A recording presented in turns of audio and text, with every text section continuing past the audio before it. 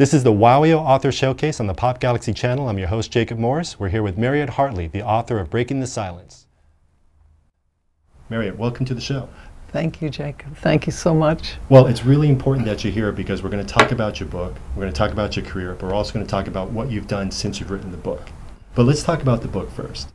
Now, it's a great read, and it's a lot of fun, but what you had to do to tell your story is to go all the way back to your grandfather, John Watson.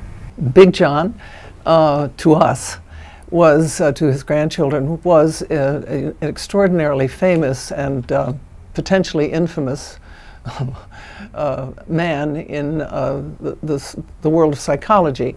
He founded a school of psychology called behaviorism, and he had very specific views of child rearing. And he was my mother's father, and because she was given very little love and support, she was,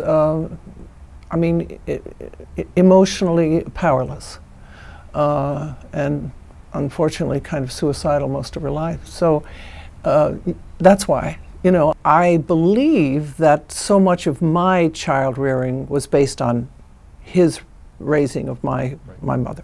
And you know, the interesting thing though, when you come from that kind of odd insanity, and my parents were both mentally ill besides being alcoholics, you kind of still feel that you're living, that everybody lives that way. You know, I'm sure you've heard that time and time again. And it wasn't until I kind of jumped out of the dirty fish tank, you know, that it was so clouded, it was so dysfunctional. I never wanted to do it as a book that was going to get my family, because there's no point to that. I wanted to understand my family from where I was at the time that I wrote it with my friend Annie Commire. I just had to. You know, I don't want to give away the book too much. I don't want to sell the sizzle. But you make it a point that it's heart-wrenching when you said to your mother, I need to move, albeit a block or a mile away, I need to move. Yes. And you know, most survivors of this particular kind of trauma have a very, very hard time trying to figure out what to do and where to go.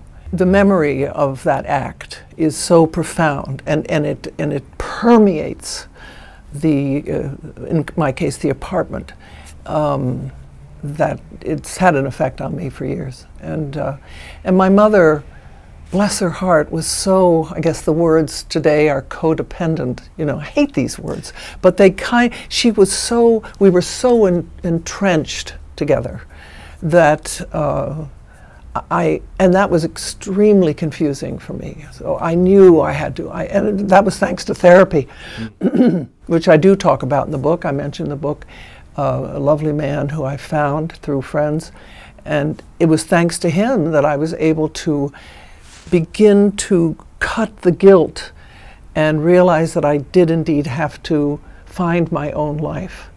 And it was a life that I knew nothing about.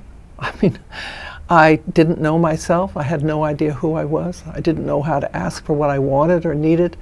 And so when I found this marvelous apartment on Wilshire, and it's still up. There's at Wilshire, and it's right near Beverly Glen, and it's that fabulous old French kind of Norman castle that's still there. Right, that's what you refer to as the castle. Yeah.